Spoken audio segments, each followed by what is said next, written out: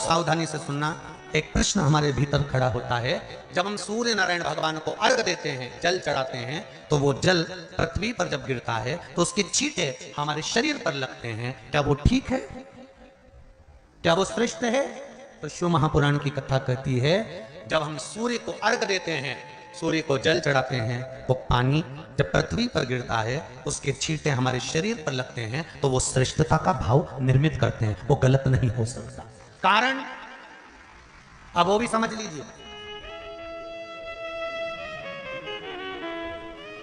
अब सूर्य नारायण भगवान को आप जल चढ़ा रहे हो तो छींटे नहीं लगे, उसके लिए क्या स्टूल पे चढ़ के चढ़ाओगे कि कुर्सी पे चढ़ के चढ़ाओगे?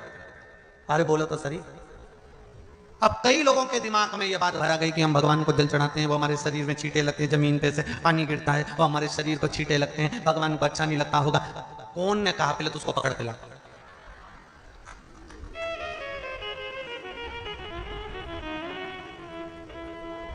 क्योंकि मेरे राम जी महाराज, मेरे भगवान कृष्ण, बड़े बड़े संत, साधु, सन्यासी, तपस्वी, साधक, उपासक जितने भी हुए, जिन्होंने सूर्य की आराधना करी, इन्होंने टेबल पे चढ़ या कुर्सी पे चढ़कर जल नहीं चढ़ाया, इन्होंने पृथ्वी पर खड़े होकर ही, क्योंकि पृथ्वी तत्व के देव हैं शिव। जब हम मृत्यु लोक पर खड़े होकर, पृथ्वी पर खड़े होकर भगवान शंकर भाग पृथ्वी तत्व को धारण कर कर जल को हाथ में लेकर जब समर्पित करते हैं, और जो जल नीचे गिरता है वो शरीर पर अगर लगता है तो हमको उसका आशीर्वाद ही प्राप्त होता है, दोष नहीं लगता। पर लोगों ने इसको विपरीत कर दिया। कि कौन ने विपरीत करा? कई लोगों ने इसको विपरीत कर दिया। कौन ने विपरीत करा? तो जो दूसरे धर्म के लोग होते हैं, जिनको हिंदू धर्म से नफरत होती है और जो हिंदू धर्म की पूजन, सेवा, अर्चना को समाप्त करना चाहते हैं, वो धीरे धीरे धीरे धीरे कहने लगे कि सूर्य को जल चढ़ाओगे तो शरीर में लगेगा, शरीर में लगेगा तो दोष लगेगा। इसको कह कहकर घर घर में सूर्य को जल चढ़ाना लोगों ने बंद कर दिया कि आप जल चढ़ाएंगे तो दोष लगेगा, शरीर पे छींटा लगेगा। ये दोष नहीं है। कितनी सुंदर बात है महाराज। सूर्य नारायण भगवान को जब जल चढ़ाया जाता है, हाथ सिर से 8 इंच की दूरी पर होना चाहिए। जमते बोलिए, सिर से कितना ऊंचा होना चाहिए? 8 इंच ऊपर अपना हाथ होना चाहिए मस्तक से सूर्य को जल चढ़ाते समय। और न चांदी का, न स्टील का, न लोहे का, न प्लास्टिक का, न कांच का, न सोने का कोई बर्तन, न कांसे का, न एल्युमिनियम का, न पीतल का, केवल एक पात्र होना चाहिए, वो है तांबे का। काय का पात्र होना चाहिए? तांबे का पात्र। और सूर्य नारायण भगवान को जब 8 इंच ऊपर तुम्हारा हस्त है, और जब हम सूर्य को जल चढ़ा रहे हैं, कैसे जल चढ़ाना है वो भी समझ लीजिए।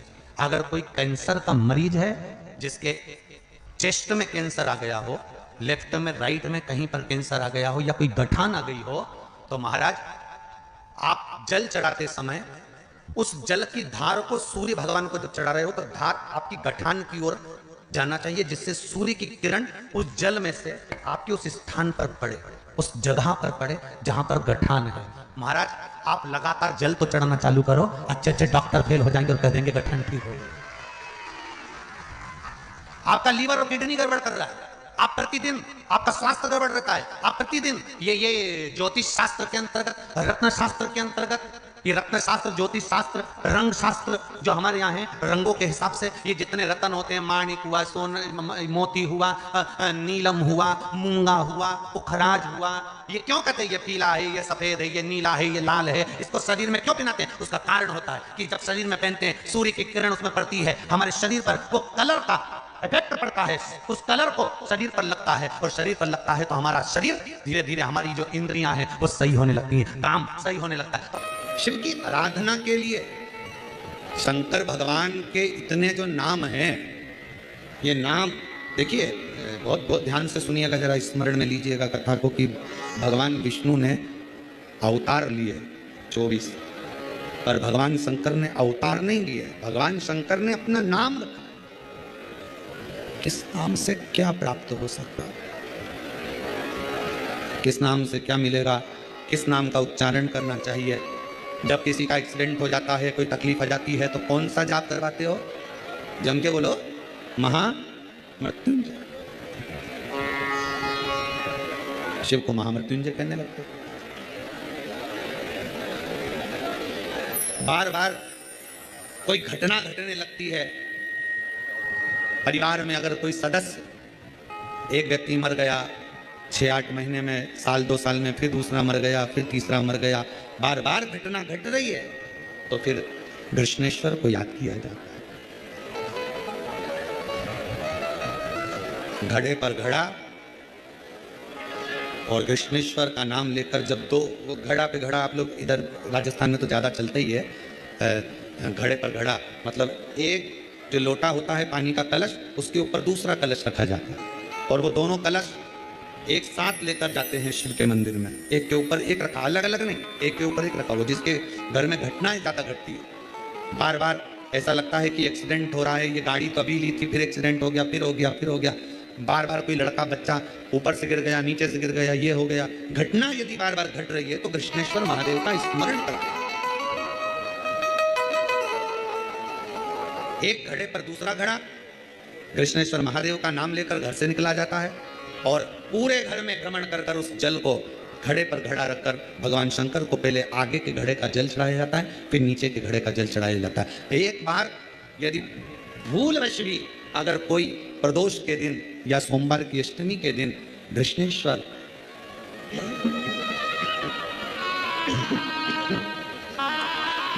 महादेव का नाम लेकर यदि जल चढ़ाता है तो निश्चित है उसके घर में फिर घटना घटना बंद हो जाती है। कृष्णेश्वर महादेव को संभाल। आपका लीवर और किडनी गड़बड़ कर रहा है, आप प्रतिदिन आपका स्वास्थ्य गड़बड़ रहता है, आप प्रतिदिन ये ज्योतिष शास्त्र के अंतर्गत, रत्न शास्त्र के अंतर्गत, ये रत्न शास्त्र, ज्योतिष शास्त्र, रंग शास्त्र जो हमारे यहाँ है, रंगों के हिसाब से ये जितने रत्न होते हैं, माणिक हुआ, सोन, मोती हुआ, नीलम हुआ, मूंगा हुआ, पुखराज हुआ, ये क्यों कहते हैं ये पीला है, ये सफेद है, ये नीला है, ये लाल है, इसको शरीर में क्यों पहनाते हैं? उसका कारण होता है कि जब शरीर में पहनते हैं सूर्य की किरण उसमें पड़ती है, हमारे शरीर पर वो कलर का इफेक्ट पड़ता है, उस कलर को शरीर पर लगता है और शरीर पर लगता है तो हमारा शरीर धीरे धीरे, हमारी जो इंद्रियां हैं वो सही होने लगती हैं, काम सही होने लगता है। तो आप कहते हो ना सब, मैं कौन सा नक पहनूं, मैं कौन सा मोती पहनूं, मैं कौन सा पुखराज पहनूं, मैं कौन सा नीलम पहनूं, वो ज्योतिष शास्त्र के अंतर्गत, रत्न शास्त्र के अंतर्गत जितने रत्न हम पहनते हैं ये केवल उस किरण के लिए ही तो पहनते हैं कि जो सूर्य की किरण मिले, उस किरण का प्रभाव हमारे शरीर पर पड़े। तो इन सबसे अच्छा है कि सुबह शंकर भगवान का नाम लो, तांबा का लोटा में जल भरो, 8 इंच ऊपर सिर से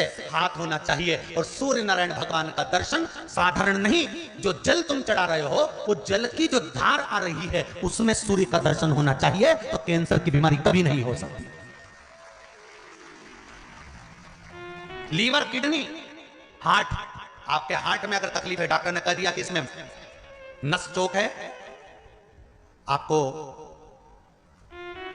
कहीं ना कहीं छल्ला डलेगा, आपको कह दिया इसमें कुछ ना कुछ प्रॉब्लम आ रही है, आप सूर्य को अर्घ देना चालू कर दो, सूर्य को जल चढ़ाना चालू कर दीजिए। आप सूर्य को जल चढ़ाओ, वो जल की जो तरंग आ रही है, वो जल जो निकल कर जा रहा है, उसकी जो किरण आपके हृदय पर, आपकी छाती पर पड़ रही है, नाड़ियों में पड़ रही है, नसों में पड़ रही है, उसका बल देखो तो सही। 1 महीना लगातार चढ़ाओ तो 15 दिन 20 दिन कर तो देखो। क्यों राम जी महाराज जल चढ़ाते थे, क्यों भगवान कृष्ण जल चढ़ाते थे सूर्य को, क्यों दशरथ जी महाराज जल चढ़ाते थे, क्यों कश्यप ऋषि जल चढ़ाते थे सूर्य को, सारे 33 कोटि देवता, सारे ऋषिवर, साधु संत सन्यासी तपस्वी साधक उपासक सब भगवान सूर्य को अर्घ दिया करते थे। क्यों देते, किस लिए? सूर्य नारायण भगवान को जल चढ़ाते समय आपके पंजों की एड़ी ऊंची नहीं होना चाहिए, ध्यान दीजिएगा। आपका पंजा पांव का पूरा की पूरा जमा होना चाहिए भूमि पर। हाथ कितने इंच ऊपर? 8 इंच ऊपर होना चाहिए। जल जो गिरे, सूर्य की किरण, सूर्य का दर्शन उस जल की रोशनी में करना चाहिए। क्या होगा उससे? जिस बच्चे को आंख में चश्मा लगा हो, मोटे से मोटा चश्मा लगा हो, छूट नहीं रहा हो, तो थोड़े दिन उसको सूर्य का अर्घ चढ़ाना चालू कर दो और जल में से सूर्य का दर्शन कराना चालू कर दो। सूर्य का दर्शन जल में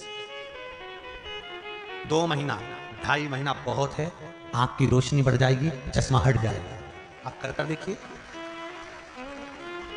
अब एक प्रश्न और खड़ा होता सूर्य को अर्घ देने का। गुरुजी, पंचदेव पंचायत में सूर्य नारायण भगवान शंकर की पंचायत में हैं, सूर्य नारायण को हम फ्लैट में रहते हैं, हम फ्लैट के अंदर रहते हैं, तो हम फ्लैट में रहते हैं, हमारे यहाँ अगर छज्जा नहीं है, हमारे यहाँ जगह नहीं है, तो हम सूर्य को अर्घ कैसे दें? तो महाराज खिड़की तो होगी, अगर घर में फ्लैट में पानी ढुलेगा और आप तो नहीं समेट सकते तो एक बाल्टी रख लो, एक पात्र रख लो, पर सूर्य नारायण भगवान को अर्घ देकर रोशनी शरीर पर पड़ना चाहिए। जिंदगी में कभी कोई बड़ी बीमारी नहीं आ सकती। कितने लोग देते हैं सूर्य को अर्घ? जरा हाथ उठाओ। बहुत बढ़िया, बहुत जोरदार। पुरुष लोग भी देते हैं ना, चाहे बच्चे से बच्चा, बच्चों के हाथ में भी एक लोटा पानी पकड़ाओ। घर में छोटे बच्चे हो ना, उनको तांबे का लोटा दो, पानी दो, जा बाहर खड़े हो, जा एक लोटा पानी चढ़ा के। पहले दिन आप स्वयं बच्चे के साथ बाहर खड़ी हो, ओटले पर, घर के बाहर खड़ी हो, छत पे खड़ी हो या घर के बाहर खड़ी हो, और बच्चे से चढ़ाओ बेटा, देखो ऐसा हाथ 8 इंच ऊपर करिए, तांबे का लोटा लेकर पानी धीरे धीरे डोलना है, जैसे वो स्लो मोशन के सीन नहीं होते नाटक में, ये एकदम धीरे धीरे, बस नहीं तो मालूम पड़े छोरा छोरी एक साथ उंडेल के नहीं। जल चढ़ाते समय उस पानी में से सूर्य की किरण पड़ना चाहिए, सूर्य की। एक बात और कहना चाहूंगा, अगर आप लोग स्वीकार करेंगे तो, अगर कहीं आपको लगता हो कि बच्चा पढ़ने में कमजोर है, विद्या में कमजोर है, रिजल्ट अच्छा नहीं आ रहा, पढ़ने में कमजोर है, वो पढ़े अपनी जगह पढ़े, वो कार्य करे अपनी जगह करे, मेहनत करे अपनी जगह करे। बच्चों को कह दो कि कुछ समय के लिए सूर्य को अर्घ देना चालू कर। सूर्य की किरण जहां पर ब्राह्मण या हिंदू धर्म का व्यक्ति मस्तक पर तिलक लगाता है, भुकुटियों के बीच में उस सूर्य की किरण इस भुकुटी के बीच पड़ना चाहिए, परंतु पानी कम से कम ना करते हुए स्लो मोशन में धीरे धीरे गिरना चाहिए, एकदम धीरे धीरे। तो यहाँ एक रेखा सूर्य की किरण से पड़ती है। सूर्य नारायण भगवान को स्टील के लोटे से या चांदी के लोटे से या पीतल के लोटे से या प्लास्टिक के लोटे से या कांच के बर्तन से जल चढ़ाने से आयु क्षीण होती है। क्या समाप्त होती है? आयु। और सूर्य नारायण भगवान को अगर तांबे के लोटे से जल दिया जाता है तो आयु की वृद्धि होती है, और दिन भर में अगर कोई काम अटकने वाला है तो वो काम का रास्ता खुल जाता है और शरीर की बीमारी समाप्त हो जाती है। शरीर की बीमारी समाप्त हो जाती है। एक नियम बना लो कि हमारे शरीर को, क्योंकि दिन भर हम दुकान पे बैठे रहते हैं, नौकरी में लगे रहते हैं, सर्विस में लगे रहते हैं, अगर मुंबई, पूना, चेन्नई, मद्रास आदि का बड़ी बड़ी सिटियों में लोग रहते हैं तो उनको ऑफिस जाना पड़ता है, सवेरे से जल्दी उठते हैं, काम करते हैं, दिन भर ऑफिस में लगे रहते हैं। व्यापार करने वाला व्यक्ति व्यापार करता रहता है, नौकरी करने वाला व्यक्ति नौकरी करता रहता है, धंधा करने वाला व्यक्ति धंधा करता रहता है, ठेला चलाने वाला, गाड़ी चलाने वाला गाड़ी चलाता रहता है। घर की माताओं को एक नियम चालू कर देना चाहिए। क्या नियम? क्योंकि जान है तो जहान है। बोलो सही है कि गलत है? शरीर में रोग आ गया, बीमारी आ गई, और तुमने 5 लाख रुपए महीना भी कमाया, मान लो, एक सरल भाषा में समझ लो, 5 लाख रुपए महीना तुम कमा रहे हो, 4 लाख रुपए महीना तुम कमा रहे हो, और शरीर में बीमारी आ गई। अब वो 5 लाख रुपए तुम्हारे कमाए हुए किसी काम के हैं क्या?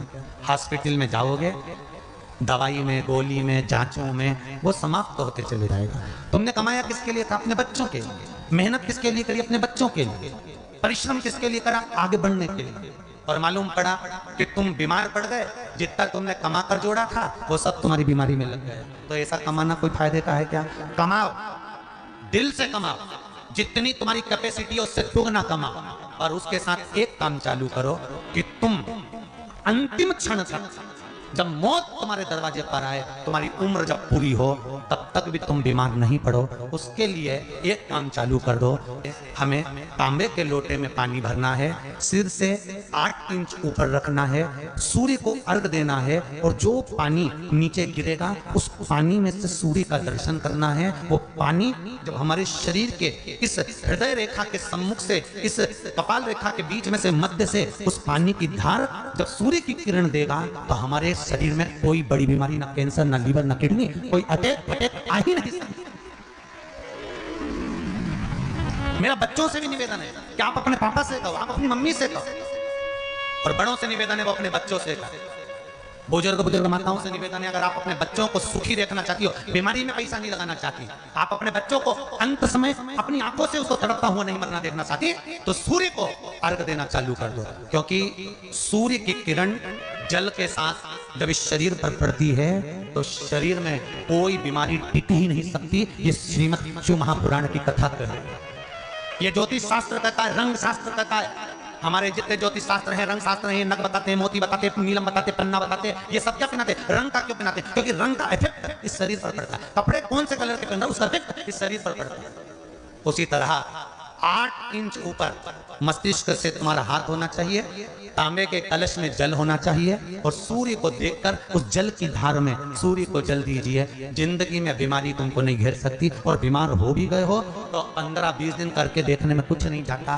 बात न मत करना, सीवर वाला हमारा झूठ बोल रहा होगा, उसमें क्या दिक्कत कह रहे हैं, क्यों बोल रहे हैं? उसका एक कारण है, आज के समय में लोग 80 साल और 90 साल के होकर नहीं जा रहे भाई।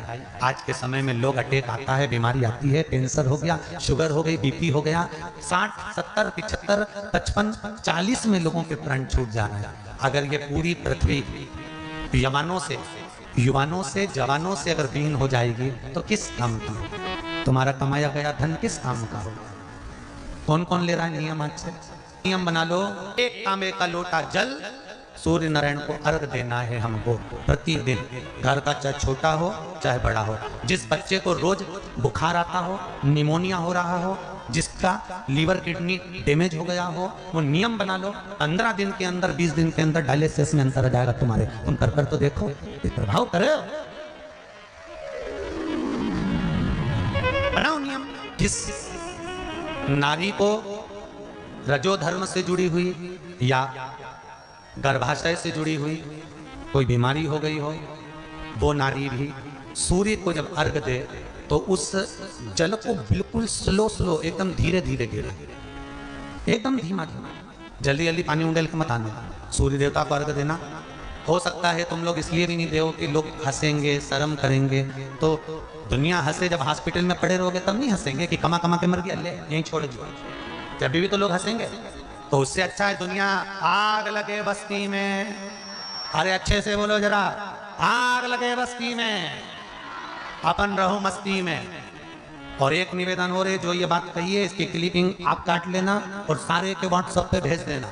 1 लोटा तांबे का जल सूर्य नारायण को देना है इस शरीर के लिए, क्योंकि हमने परिवार के लिए बहुत करा, अब अपने लिए करना है। कोई पैसा लग रहा है? नहीं बोलते जा, सीवर वाले महाराज ने तुमसे धन मांगा नहीं, पैसा मांगा नहीं, इसमें तुम्हारे अगर प्राण बचेंगे तो सीवर वाले महाराज का कोई भला होगा? नहीं। भला किसका होगा? तुम्हारी पत्नी का सौभाग्य अमर होगा, तुम्हारे बच्चों का पिता उनके सामने होगा, और माँ उसके सामने होगी। तुम्हारे लिए करो, या हमारे को कुछ नहीं चाहिए, तुम तो तुम्हारे लिए करो।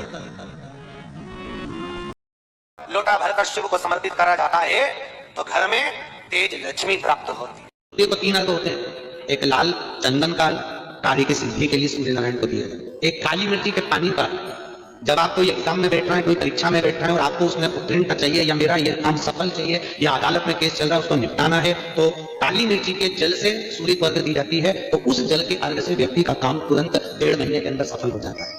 काली मिर्ची का अर्घ इतना प्रमाण। तीसरे नंबर पर है बेलपत्री के जल का सूर्य को दिया जाता है। बेलपत्री के जल का कौन देता है? जो बहुत बीमार पड़ा रहता है, जिसको कुछ ना कुछ शारीरिक कष्ट चलता है, कभी घुटना, कभी कमर, कभी पेट, कभी ब्लड प्रेशर, कभी शुगर, कुछ ना कुछ चलती है, तो वो लगातार 1 महीना बेलपत्री के पानी का अर्घ सूर्य को देता है, उसको रोग से निवारण हो जाता है। रोग से सूर्य अर्घ क्यों? शिव पंचायत में गुड़, चावल, लाल फूल और लाल मिर्ची के 11 दाने पानी के कलश में तांबे के लोटे में लेकर हाथ को ऊंचा कर नेत्र, नासिका और स्थल के सम्मुख में जो सूर्य नारायण को अर्घ देता है, जल चढ़ाता है, जो सूर्य को अर्घ रविवार के दिन दे देता है, अगले रविवार तक पैसे की आवक आना प्रारंभ हो जाती है। जो आज तक फोन नहीं करता वो फोन, उसके महीने में 7 बेलपत्र, 1 लोटा पानी, 1 जल का पात्र, और उस साल 7 बेलपत्र में भी मध्य की बेलपत्र में बीच वाली पत्ती पर केसर का भाग घिस कर चंदन बनाकर उससे ओम लिखकर, और दोनों जो पत्तियां हैं उस पर गणेश जी, रिद्धि सिद्धि और माता पार्वती जी का, कार्तिकेय जी का स्मरण कर उस पत्ती पर कैसर चंदन की बिंदी लगाकर बाबा देवाधिदेव महादेव को अशोक सुंदरी की जगह पर समर्पित करी और उसी में से एक बेलपत्र वापिस बाबा से लेकर आइए कि मेरा यह कार्य है बाबा और आपको करना है। लाखों के दुखड़े जो तू हर गया डमरू वाले, फिर मेरे दुखड़ों को देखकर क्यों डर गया डमरू वाले। बाबा तेरे भरोसे पर यह कार्य शिव से निवेदन कर कर एक बेलपत्र बाबा की वापिस लेकर आए, उसको संजो कर रखे। स्वप्न में हर कभी आ जाते हैं, कह देते हैं नंदी तो पत्थर का है गुरुदेव। ये हम ही लोग तो विचार कर कर लोगों को सीख देते हैं कि नंदी पत्थर का है। ना ना ना ना, शिव जी के मंदिर में जो नंदी मंदिर के बाहर बैठा हुआ है, तुम्हारी भूल है जो तुम उसे पत्थर का मान रहे हो। उस नंदी के पास बैठकर कितना भी बड़ा दुख हो, थोड़ी देर उसके पास बैठकर अपने दुख को कहना प्रारंभ करना। 15 दिन इंतजार करना, 16वें दिन तुम्हारा दुख कटना प्रारंभ हो जाएगा। किसी से नहीं किया तुमने, ना अपने रिश्तेदार से, ना नातेदार से, ना कुटुंबी से, ना कबीले में, ना परिवार में, ना रिश्तेदारों से, ना अपनों से, किसी से अपना दुख नहीं कहा। केवल दुख कहा तो भगवान देवाधिदेव महादेव के नंदी से कहा। और नंदी से तुमने तो कहा था पत्थर के नंदी से, फिर शिव जी तक बात कैसे पहुंची, दुख कैसे कटा।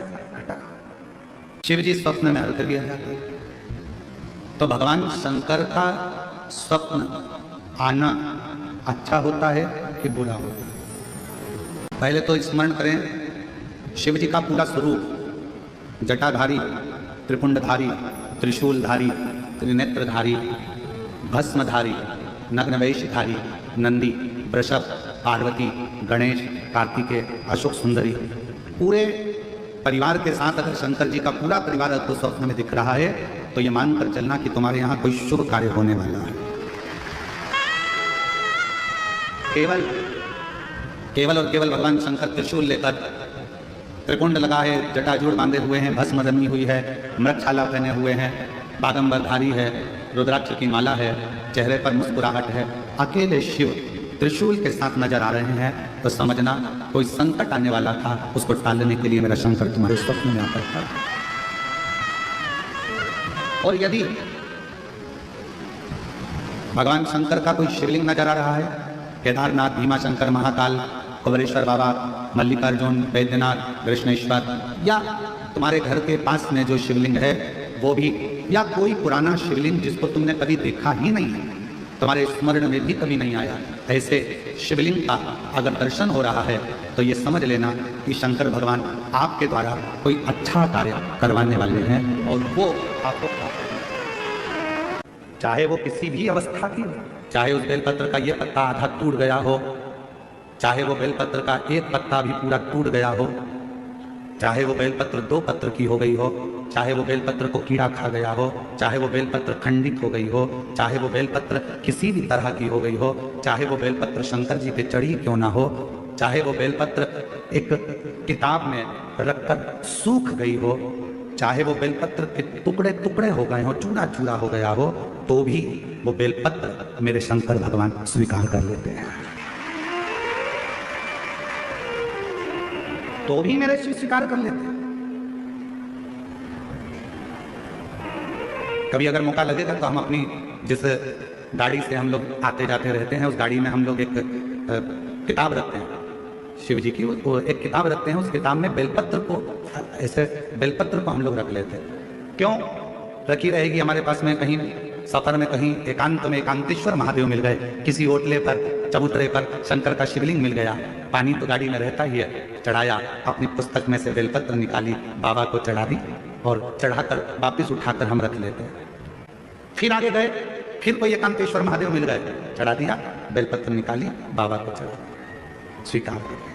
उस बेलपत्र में इतना बल उत्पन्न हो जाता है क्योंकि एकांतेश्वर महादेव में एकांत में शंकर भगवान बैठे हैं और आप उनकी आराधना कर कर वो बेलपत्र को चढ़ाकर स्वीकार कर कर जब औषधि के लिए लेकर आते हो तो बड़े से बड़े रोग पर भी वो बेलपत्र काम करना प्रारंभ। तो बेलपत्र, अब कई माताएं यहाँ पर आती हैं, कई माताएं हमारे पास में यहाँ पर आती हैं जिनका नाम हम पुकारते हैं, वो आती हैं, हम बेलपत्र देते हैं तो किसी किसी की बेलपत्र टूटी हुई रहती है, खंडित रहती है, तो माता कहती है तो खंडित है गुरु जी, दूसरी दे दो, दूसरी दे दो। अब हम आपसे एक बात पूछें, जरा उत्तर दोगे क्या? तुम्हारे को बीपी है, ब्लड प्रेशर है, और तुम्हें डॉक्टर ने गोली दी है, ठीक है, समझना जरा बहुत अच्छे से, बीपी है, ब्लड प्रेशर है, एक गोली डॉक्टर ने दी है कि रोज खाना, वो तुम्हारा पोता, तुम्हारा नाती उस गोली को तोड़ दिया, गोली के 2 टुकड़े कर दिए उस नाती ने। अब वो गोली 2 टुकड़े हो गए, 3 टुकड़े हो गए, तो क्या तुम वो गोली खाओगे तो असर नहीं करेगी क्या? बोलो तो जम के, करेगा ना? गोली तो असर करेगी, भले उसके 3 टुकड़े हो गए, 4 टुकड़े हो गए, 5 टुकड़े हो गए। जैसे बीपी की गोली के 10 टुकड़े भी हो जाएं तो भी अगर ब्लड प्रेशर गड़बड़ हो रहा है तो तुरंत मुंह में गोली धक्की जाती है, ब्लड प्रेशर कंट्रोल में आ जाता है। शुगर कितनी भी हाई और ऊंची या नीची जा रही हो, शुगर की टेबलेट के कितने भी टुकड़े कर दो, वो शुगर की टेबलेट खाई शुगर लेवल में आ जाती है। उसी तरह बेलपत्र चाहे कितने भी टुकड़े हो जाएं, पर बेलपत्र तो बेलपत्र अपना काम कर ही जाती है, वो बेलपत्र अपना काम करेगी। इसमें गुरुजी एक खंडित हो गई, गुरुजी तुमने तुम्हें को 2 पत्ती दी, गुरुजी इसमें आधी पत्ती जी ऐसा, वो भी शिव महापुराण की सारी दुनिया चाहती है कि ये बेलपत्र हमको मिल जाए, पर भगवान की कृपा से यदि भाग्य से तुम्हारे हाथ में आ गई है तो उससे जोरदार किस्मत वाले तुम हो नहीं सकते। फिर वो आधी मिले, 1 मिले, जितनी मिले उसको स्वीकार करें, वो अपना असर दिखाएगा। ऐसा नहीं कि वो अपना असर, एक कटोरी में पंचामृत बनाकर ले जाते हैं, दूध, दही, शहद, घी, शक्कर, ये सब मिलाकर यदि आप लेकर जाते हैं और ले जाकर भगवान शंकर के सामने समर्पित करते हैं, एक बेलपत्री अशोक सुंदरी, अभी तक आपने जो बेलपत्री चढ़ाई अशोक सुंदरी के ऊपर, डंडी का मुख जहां से पानी बहता है उस ओर रखा जाता है। पर जब हमें ऐसा लग रहा है कि हमारे पितृ भूखे हैं या हमारे पूर्वज प्यासे हैं या उनको भाग नहीं मिल रहा, इसलिए मेरा कोई काम नहीं हो रहा, इसलिए शिवराजी नहीं हो रहा है, तो ये बेलपत्री के भाग को बदल दिया जाता है। ये बेलपत्री अशोक सुंदरी की जगह पर जब चढ़ाया जाता है तो ये पत्ती का जो भाग है जहां से पानी बहता है उस ओर रखा जाता है, और ये डंडी का भाग शिवलिंग की ओर रखा जाता है। और यहीं पर भगवान शंकर को जो तुम पंचामृत बनाकर लेकर गए हो वो पंचामृत चढ़ाया जाता है, और वही पंचामृत थोड़ा सा शिवलिंग पर चढ़ा दिया जाता है। उसके बाद में पितृ पूर्वज जल की आस नहीं रखते, न भोजन की आस रखते हैं, क्योंकि शंकर उनको तृप्त कर देते हैं, शिव उनको पूर्ण कर देते हैं। ध्यान देना इस कथा पर। शिव के मंदिर में कभी भी जाओ, तुम्हारा बेटा कोई नीट का एग्जाम दे रहा है, कोई कंपटीशन एग्जाम दे रहा है, तुम्हारी बेटी कोई परीक्षा दे रही है, तुम्हारा बच्चा, बेटा बेटी, पति पत्नी कोई भी कोई एग्जाम में बैठने का प्रयास कर रहा है, पहले तो उससे कहो कि अपनी मेहनत 4 गुना कर, खूब पढ़, परिश्रम 4 गुना कर। और मान लो 5-6 बार दे चुका, 2-4 साल हो गए, 5 साल हो गए, तो फिर उससे कहो शंकर के मंदिर में 7 दुर्वा लेकर। कितनी दुर्वा? यहाँ क्या बोलते हैं झारखंड में? दुर्वा कि दूब बोलते हैं? दुर्वा, 7 दुर्वा शिव के मंदिर में लेकर। जब जल का पात्र साथ में, 7 दुर्गा को नीचे की ओर रखो, हथेली पर जल का पात्र हाथ में लेकर भगवान देवादिदेव महादेव को जल समर्पित करो। 7 दुर्गा में से 6 दुर्गा षडानंद कार्तिकेय जी को समर्पित कर दो, 1 दुर्गा भगवान शंकर के शिवलिंग पर चढ़ दो। अपने हाथ की 3 उंगलियां शिवलिंग का स्पर्श करो और अपनी कामना कहकर, बाबा बहुत एग्जाम दे चुका हूं, बेटा बेटी ने बहुत परीक्षा दी है, हो नहीं रहा बाबा, अब आपके भरोसे है। बाबा को विनय करो, शिव जी पे चढ़ी दुर्वा वापिस लेकर आओ। जिस बच्चा जब एग्जाम के लिए जाए, परीक्षा देने के लिए जाए, उस दिन वो दुर्वा को अपने मस्तक पर प्रणाम कर कर, नमन कर कर, षडानंद कार्तिकेय का स्मरण कर कर फिर एग्जाम के लिए पढ़ाई अच्छी करना, दिल से करना, मेहनत ज्यादा करना, और एक बार ये प्रयोग कर देखना, मेरा षडानंद कार्तिकेय सफलता जरूर प्रदान करेगा। षडानंद कार्तिकेय जी का जो वर्णन हमारे शिव महापुराण में किया गया है, स्कंद पुराण में किया गया है, षडानंद कार्तिकेय जी फल शीघ्र प्रदान करते हैं। किसी को हल्के में मत लेना, किसी को कमजोर मत समझना, कब किससे कहां पाला पड़ सकता है कोई मालूम नहीं है। लोग समझते हैं गरीब है, लोग समझते हैं ऐसा है, अनपढ़ है, बेकार है, गरीब है, लोग उसको धुतकारते हैं, हटाते हैं, पूछते नहीं है, समझते नहीं है। तुम क्या सोचते बैठे हो कि जिंदगी में वो हमेशा गरीब ही रहेगा? शिव पुराण की कथा कहती है, अगर मेरे बाबा देवादिदेव महादेव के भजन में वो लग गया, भले गरीब है, तुमने नहीं पूछा, सम्मान नहीं दिया, आदर नहीं किया, सत्कार नहीं किया, उसको कुछ भी नहीं किया तुम लोगों ने, और वो गरीब था, गरीब था, गरीब था, और एक दिन वो शिव पुराण की कथा में पहुंच गया और उसने अपने मंदिर में 1 लोटा जल चढ़ाना प्रारंभ कर दिया, और एक दिन मेरे महादेव ने उसका हाथ पकड़कर उसको उन्नति की सीढ़ी पर चढ़ा दिया, तो एक दिन तुमको भी उसके हाथ जोड़ना पड़ा। तो कोई कह रहा था, गुरुजी क्या हम गिलास से शंकर जी को जल चढ़ा सकते हैं मंदिर में जाकर? क्या हम गिलास से शिव जी को जल चढ़ा सकते हैं? हमने मना करा, हमने कहा ना ना ना, गिलास से जल नहीं, लोटे से जल चढ़े। गिलास का जल और लोटे के जल में क्या अंतर है? किसी डॉक्टर के पास जाकर पूछिएगा। गिलास के जल में लोटे के जल में क्या अंतर है? किसी विद्वान से जाकर पूछिएगा। गिलास के जल में लोटे के जल में क्या अंतर है? किसी आयुर्वेद से जाकर पूछिएगा। गिलास के जल में लोटे के जल में क्या अंतर है? किसी होम्योपैथिक वाले से जाकर पूछेगा कि गिलास के जल से बीमारी बढ़ती है और लोटे का जल जब बिंदु को केंद्रित करता है, जब हम भगवान शंकर को चढ़ाते हैं तो एक केंद्र बिंदु बनता है, उस केंद्र बिंदु का जल जब हम आचमन करते हैं तो वो रोग को मुक्त करता है। दुनिया के लोग कहते हैं सीवर वाले महाराज ने कह दिया तांबे के लोटे में जल लो, शिव जी को चढ़ाओ, उसका क्या प्रभाव पड़ेगा। हम कहते हैं उसके बिंदु, आज का विज्ञान, आप जाकर सब कुछ हमारे विज्ञान से जुड़ा हुआ है। जितना भी शिव की आराधना है, एक बेलपत्री भी चढ़ा रहे हो तो विज्ञान से जुड़ी हुई है। शिव जी को जल चढ़ा रहे हो वो हमारे विज्ञान से जुड़ा हुआ है, हमारे साइंस से जुड़ा हुआ है।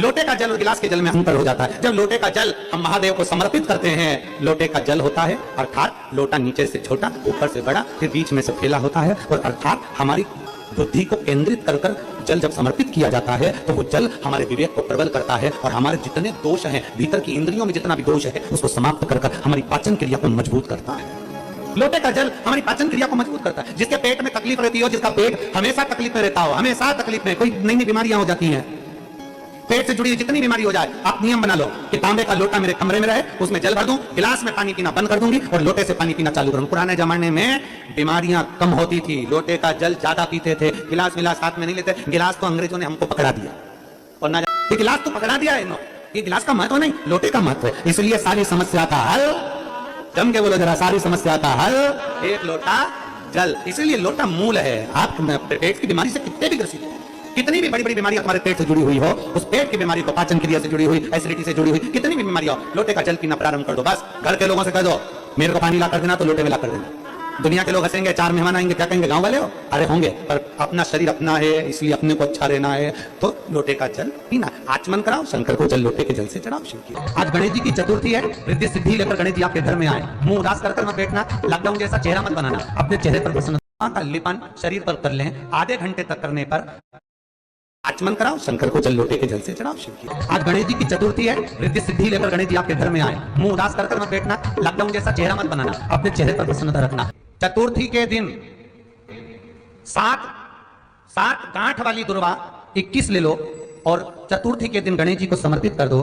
पंचमी तिथि को उस दुर्वा को उठाकर दूध में डाल दो और उस दुर्वा को दूध में डालकर उस दूध में उस दुर्वा को मल लो, और जिसके सफेद चमड़ी पड़ गई हो, चर्म रोग हो गया हो, उस दूध को उस दुर्वा के साथ, दूध नहीं भी हो तो पंचमी के दिन दुर्वा का लेपन शरीर पर कर लें। आधे घंटे तक करने पर पंचमी को प्रदोष काल में स्नान कर लें। महाराज आपको चर्म रोग में आराम लग जाएगा, सफेद चमड़ी अपने असली रंग में आना प्रारंभ हो जाएगी। 21 दुर्वा के 108 बंडल बना लो। अगर एग्जाम में बैठे हो, सरकारी परीक्षा में बैठे हो, पास नहीं हो रहे, नौकरी नहीं लग रही, बहुत जगह इंटरव्यू दे दिया, 21 दुर्वा के 108 बंडल बनाओ, उसकी माला बनाओ और देवी के मंदिर में, माता जगदम्बा के मंदिर में, अर्थात जहां शंकर पार्वती पूर्ण परिवार विराजमान हो, ऐसे देवी के मंदिर में गणेश जी के गले में वो माला अर्पण कर आए, अपना नाम बोलकर और जिस एग्जाम में बैठ रहे हैं उसका भाव वर्णन कर महाराज। और वहीं से एक पुष्प लेकर अपने कमरे में जहां पढ़ते हो, कांच की प्लेट में उस फूल को रख दीजिए और दूसरे दिन एग्जाम के लिए चले जाइए। आपको उसका फल अवश्य मिलेगा, अवश्य मिलेगा, आप उसमें उत्तीर्ण होंगे, फल प्राप्त होगा। दुर्वा सुख का अनुभव करा देगा, आनंद का अनुभव।